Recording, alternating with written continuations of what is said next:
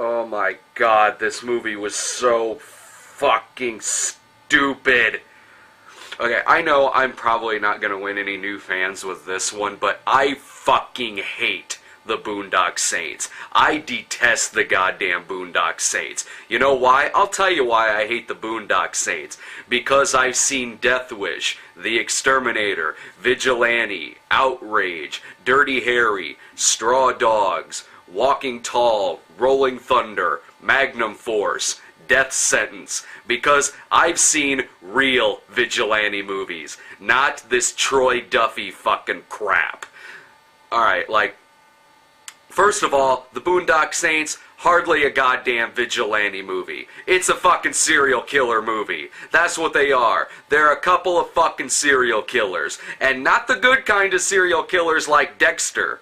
And by the way, how awesome was that fucking finale last night? It was fucking great, right? But anyway, that's what that goddamn movie was. They're a couple of fucking religious, zealot, fanatic killers. You might as well have a fucking movie and your hero be fucking Fred Phelps. But no, the Boondock Saints, I hated. And plus it made it even worse that the first time I saw it, well, the only time I saw it, it was when it came out on DVD, and Dave had seen it, and said to me, like, oh, dude, seriously, dude, oh my god, dude, seriously, dude, this movie, totally the new fucking Reservoir Dogs. No, it's not! It's shit! It was fucking shit, but I will say this, well, Willem Dafoe was really good in it, I'll say that about it. I would have liked it if he was, like, I don't know, the main character, not those two fucking dipshit douchebags. But as far as the first one goes, obviously, I fucking hated the goddamn movie. But in a way, I don't know if I want to go so far as to say I got its appeal, but I guess I do if you're in high school and you love any movie that has long dark overcoats and people have 245s. I guess if that's all you're looking for in a movie, if that's the only kind of style that you need, is just characters with big coats and 245s, then yeah, sure, I guess I get the fucking appeal of the goddamn Boondock Saints. But as far as the second one goes, no, I don't. At all, in any way whatsoever, even if you are a fucking fan of the first piece of crap, then I still would be very shocked to hear even a fan of the fucking first movie if they would like the second one. Because I saw the first one years and years and years and years ago. I don't remember it being this fucking bad. I do not remember it being as bad as the second one is. The second one, I sat in the... It was that kind of movie. This kind of movie, where you're sitting there, and it's like you're losing your dignity just from watching the goddamn thing. Like, I don't want to say it makes you feel stupider, because this kind of movie actually makes you feel more smart. Like, I felt really smart that I wasn't enjoying this movie. I'd have felt stupid if I was enjoying the fucking movie. But here's what the Boondock Saints 2 is for me. And, like, another reason why I didn't like the first one was because I smelt the fucking ego on screen. I fucking felt like that Troy Duffy was writing it with one hand and jerking off with the other. The fucking Boondock Saints was nothing but every fucking script in 1994, written by a junior high student who loved Pulp Fiction. That's what the goddamn Boondock Saints is. And the second one was like that to the fucking extreme. Like, I've given Eli Roth a lot of shit and have said that Eli Roth is like the worst fucking dialogue writer of our time. You know what? The dialogue in the Boondock Saints 2 really makes Eli Roth seem like fucking Quentin Tarantino, seem like Kevin Smith, seem like Paul Schrader. I mean, seriously. It's that very over-dialogue-y dialogue where it's nothing but obvious, forced Tarantino-style dialogue, where you have a part in the movie where they'll just go off on weird dialogue-y tangents. Like, a character in the movie says fuck, and then Julie Benz, speaking of Dexter, Julie Benz, her character, she's kind of playing like the Willem Dafoe type character in this. She's the FBI agent who's brought in, who at first is like supposed to stop the Saints, but then is like protecting them. Why? I don't know. They're fucking psychopaths. But anyway, she's partnered with 3 cops, and the 3 cops are, one is like, there's almost Brad Dourif guy, there's almost Giancarlo Gianni guy, and then there's almost half-brain guy. All 3 of them just annoying, more annoying than the previous, I swear. But anyway, she's partnered with these 3 guys, and they always have something smart-ass to say every time, you know, even when one of them is making a statement, they always have something smart-ass to say afterwards. But one of them says fuck, and Julie Benz says, like, is this really a fuck moment? Isn't it more like a goddamn moment or a son of a bitch moment? Is it really an oh fuck moment? That kind of dialogue. That very, very... I'm sorry I'm repeating myself, but very, very dialogue-y dialogue. You know what I mean now? That's what I'm talking about. And stuff like, oh, we need to get ourselves a panic room. Like that movie with Jodie Foster, you know? Where she was with her daughter, and she was in that room. And they do that kind of joke more than once in the movie. Like, there's a joke later on where it's the same fucking joke, but it's with Charlie and the Chocolate Factory. What's that movie with the boy and, they're in the Chocolate Factory? And it's all shit like that. And, so the plot of the movie is it picks up, yeah, about like 9-10 years after the first one. And, the brothers... You have to remember, I hate these fucking characters so much, I even sitting in the theater, like, I could not, for the life of me, think of what their goddamn names were. The characters, not the actors. I could not think of what their fucking names were. So, and even right now, I'm like, what the fuck were their goddamn names? Saints, whatever. Anyway, so, they're like sheep herders now with their dad, Billy Connolly, and then...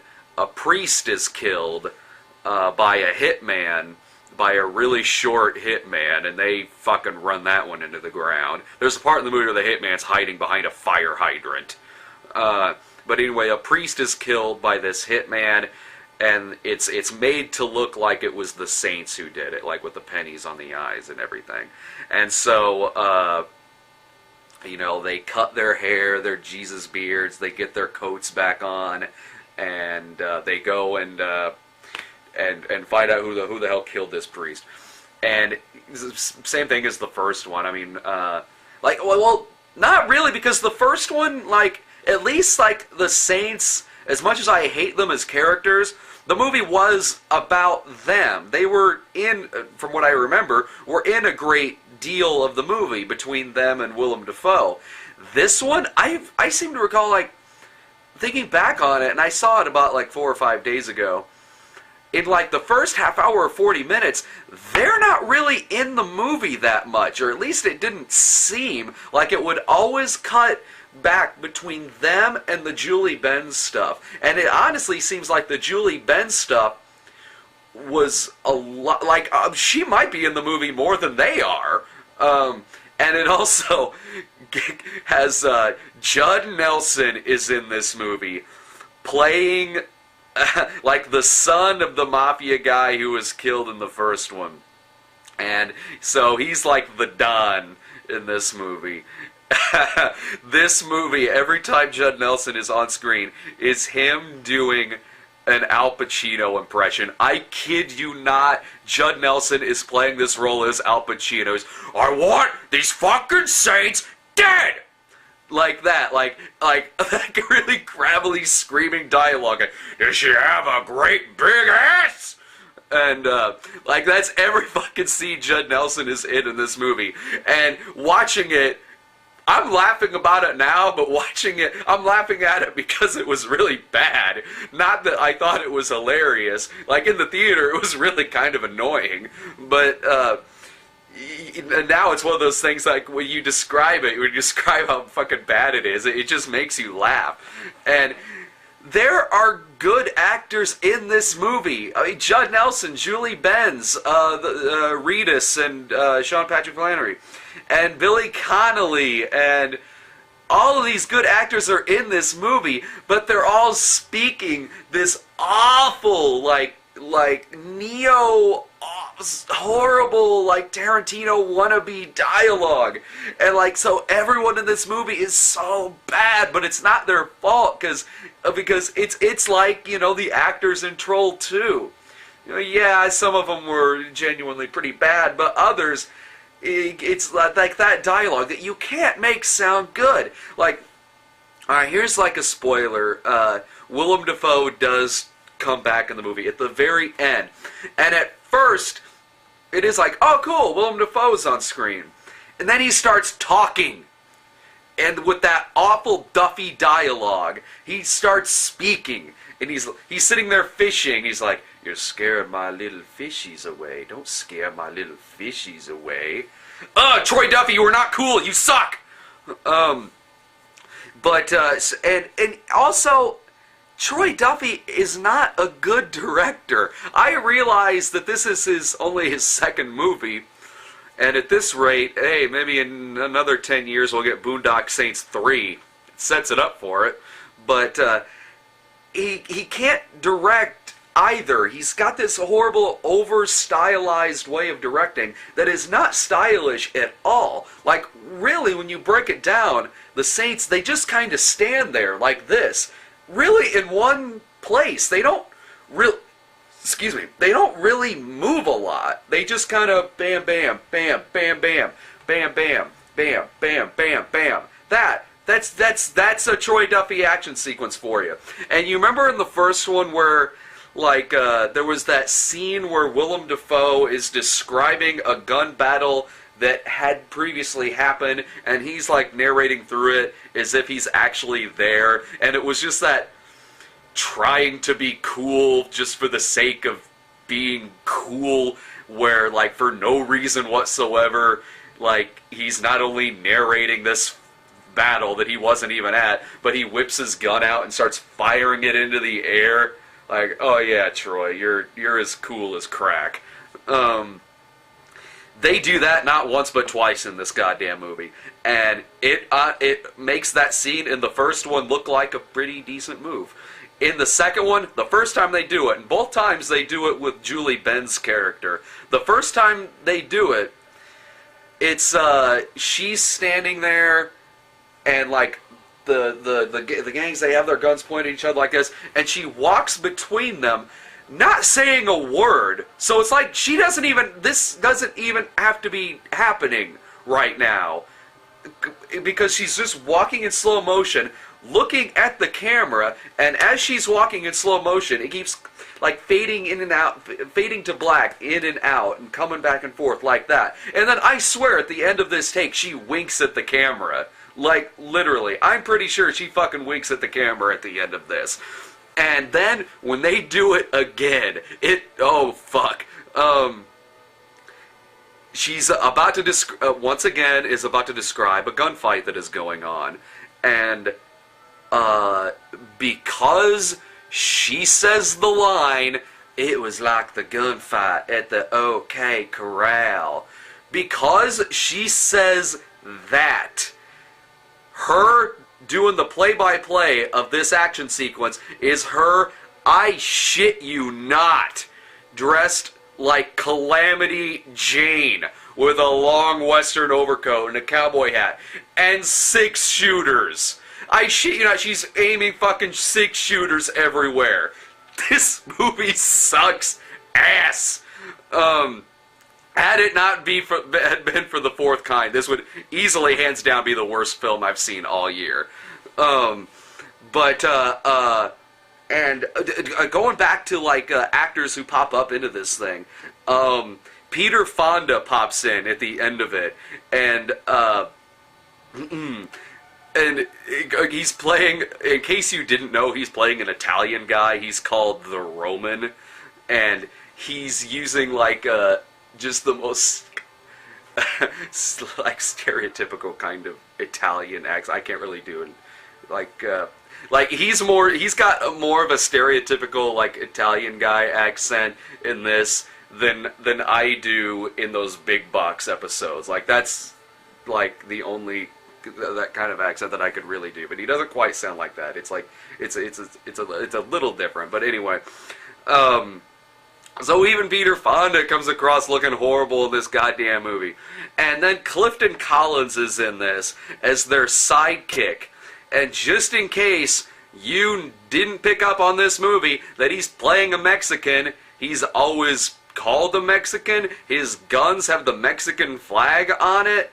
He has dialogue like one guy says, "I thought this car was going to be inconspicuous." "Oh yeah, well I don't like words with spick in the name, Holmes."